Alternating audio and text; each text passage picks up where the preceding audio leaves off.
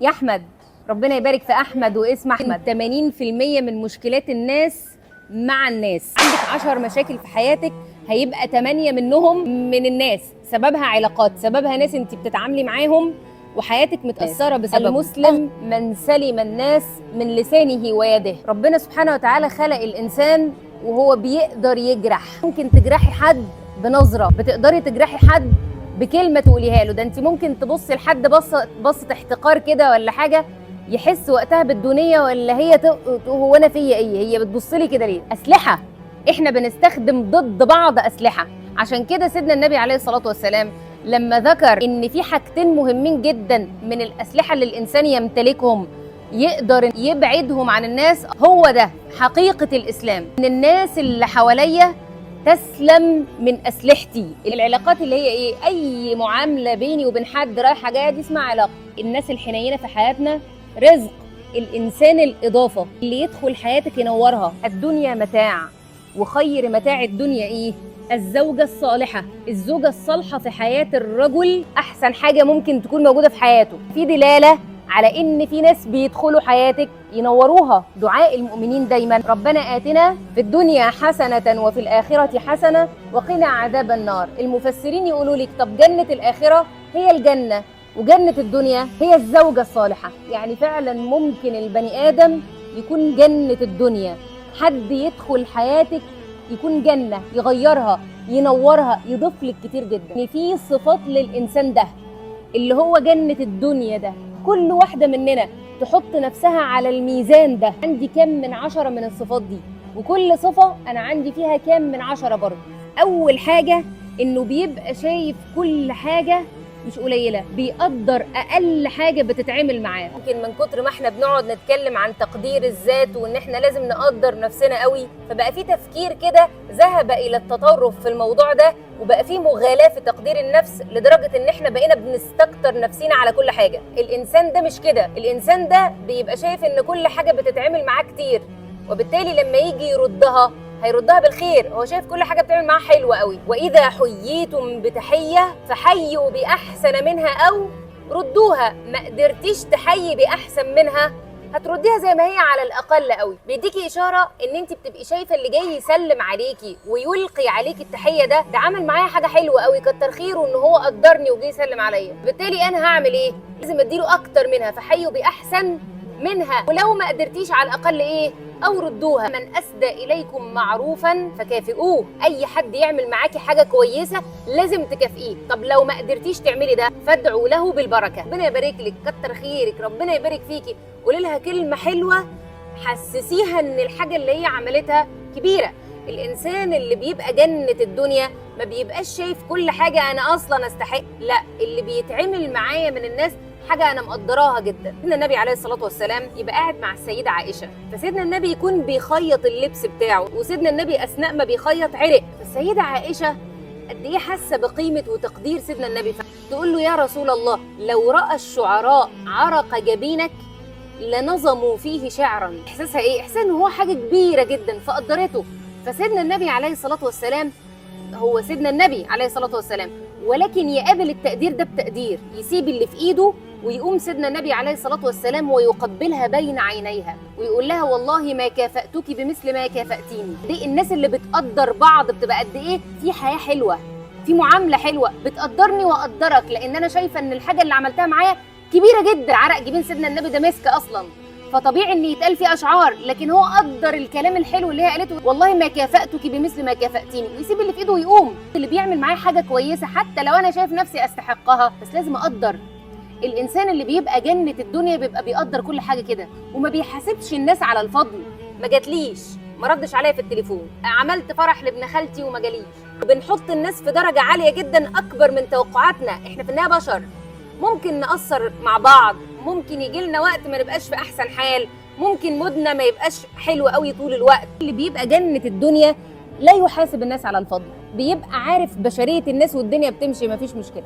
والمؤمن من أمينه الناس، إنسان آمن تقعدي معاها انت مطمنة. النهاردة في يعني آفات بتحصل في المعاملات بين الناس، يبعت سكرينات لشات بينهم أو محادثات لحد تاني. المجالس بالأمانة، مجالس بالأمانة، الكلام اللي نقوله مع بعض ما ينفعش مش لازم وانا قاعده اقول لك ما تقوليش لحد الكلام ده. انت اصلا المفروض تبقي بير.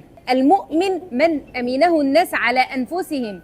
انا مش بامنك على شويه فلوس، ده انا بامنك على نفسي، على عيوبي اللي انت عارفاها ومش طول الوقت بتجرحيني بيها. انت عارفه ان انا عندي العيب الفلاني وبتنرفز واتعصب واخرج عن شعوري في الوقت الفلاني، مش بتستخدمي ده ضدي. في واحد بيسالوه بيقولوا له ايه احسن حاجه في مراتك، فقال لهم انها عارفه عيوبي وما بتستخدمهاش ضدي. عارفه ان انا عصبي من الحاجه الفلانيه فمش بتيجي تستفزني وتعملها. اقربكم مني مجلسا يوم القيامه احاسنكم اخلاقا. هم مين يا سيدنا النبي؟ الذين يألفون ويؤلفون، في ألفة كده. لا خير في من لا يألف ولا يؤلف. الألفة هي الاطمئنان، أكون قاعدة معاكي وأنا مطمنة، قاعدين مع بعض واحنا في بينا اطمئنان وهدوء وامان، بتكلم براحتي. انا ممكن يظهر مني عيب معين، عارفه انك مش هتستخدميه ضدي ولا هتعايريني بيه في وقت معين، عارفه ان انت عارفه مثلا ظروفي الماديه مش بتعايريني بيها ولا ممكن تكلميني عن ده. استلفت منك مره فلوس ولا مبلغ، ولا عرفتي احتياجي المادي، ولا عرفتي مشكلتي مع عيلتي ولا مشكلتي ونقطه ضعفي معينه، ما استخدمتيش ده ضدي. هو ده الانسان اللي بيبقى جنة الدنيا. لا خير في من لا يألف ولا يؤلف. تخيلي بقى اللي بيشوف الحاجات كتير، بيشوفه وهو نازل الصبح، وانت نازله شغلك بتبقي شايفه ان ده الرزق اللي ربنا سبحانه وتعالى بعتهولي، فبتبقي شايفه انه حاجه كبيره. ربنا عز وجل مش هينزل سبحانه وتعالى يعني من السماء يرزقك بنفسه، هيبعت لك الرزق عن طريق ناس وعن طريق شغل وعن طريق عمل، فتبقي انت مقدره طول الوقت ان ده الرزق اللي ربنا بعتهولي، فهتتعاملي معاه انه كتير، فبالتالي هتديله حقه. فحيوا باحسن منها او ردوها. فانت شايفه باستمرار ان كل حاجه تقدير، شايفاها حلوه قوي، هتديها اكتر منها او على الاقل هترد. باستمرار عارف مسؤولياته، مش بيتشحت منه الواجب اللي عليه. عارفين كنا نقول كده الاهتمام ما بيطلبش؟ هو الاهتمام بيطلب على فكره، الاهتمام بيطلب ولكن لا يستجدى. الاهتمام يطلب كيفيته لكن ما بيتشحتش. واحد مش مهتم بيا خالص ولا شايفني، ما ينفعش انا اروح افرض نفسي عليه. لكن حد انا بيني وبينك حب، احنا اصلا بنحب بعض، ولكن انا بحب قوي الاهتمام بالكلمه الحلوه. تقولي لي كلمه حلوه ومش عايزه حاجه تاني، ولا ده ولا ده، انا عايزك بس تديني من وقتك وتقعدي تسمعيني، افضفض معاكي وخلاص، ولا تقولي لي كلمه حلوه وتردي عليها اصلا. فكل واحد عنده لغه حب خاصه بيه. فالإنسان اللي جنة الدنيا ده بيعبر عن حبه بطريقة الآخر. ما هو أنا أصلا عايزة أعرفك إني بحبك، فهعرفك بطريقتك ولا بطريقتي أنا؟ طريقتك أنتي. يبقى ما بيتشحتش منه مسؤولياته.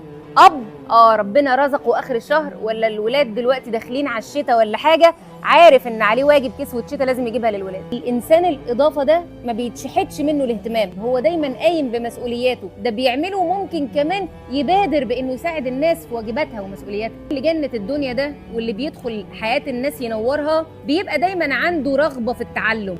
هو عارف كويس إن لسه في حاجة أنا معرفتهاش. الكون كله تقريبا لم يكتشف منه إلا حوالي 4% بس، يعني احنا غلابه قوي في العلم يعني. فلا يتكبر ان هو يتعلم من الاصغر منه والاكبر منه والاقل منه علما، وربنا بينور. ربنا سبحانه وتعالى هو اللي بيوصل القول مش احنا. العلم غير الرزق من العلم يا حبايبي. ممكن تكوني عارفه المعلومه واتقالت لك مليون مره، لكن الرزق منها ما يجيلكيش معاها، الرزق منها يجيلك ببركه حاجه تانية خالص. يعني واحد من الصالحين كان يقول ايه؟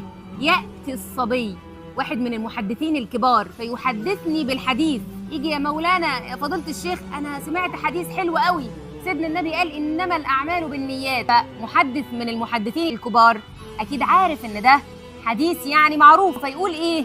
فاسمعه منه وكاني اول مره اسمعه وقد حفظته قبل ان يولد. بس بقعد اسمعه منه كده احتراما للاخر، ان هو لسه صبي والحديث ده انا حافظه قبل ما يتولد.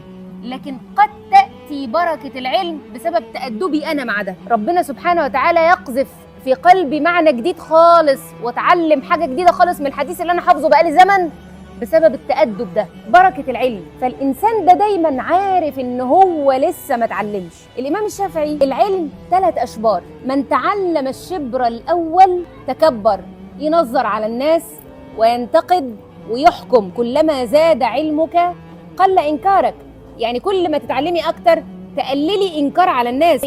ممكن يكون عنده وجهة نظر تانية، عنده حاجة انا ما عرفتهاش، عنده معلومة انا ما وصلتلهاش. كل ما تتعلمي اكتر يقل انكارك على الناس، وتعرفي ان العلم مذاهب والعلم آراء، ودي لا تأتي الا بكثرة العلم والاطلاع. ومن تعلم الشبر الثاني تواضع، ومن تعلم الشبر الثالث علم انه لم يعلم شيئا. ياه، ده العلم نور، ده انا كنت في جهل كبير. حتى تلاقي اسلوبه في التعامل وفي النصح وفي الارشاد مختلف، يبدا يتواضع ويتعامل مع الناس بلطف ولين، ويبقى هين لين في معاملته مع الناس. صفات للشخص اللي بيبقى جنة في حياة الناس اللي حواليه.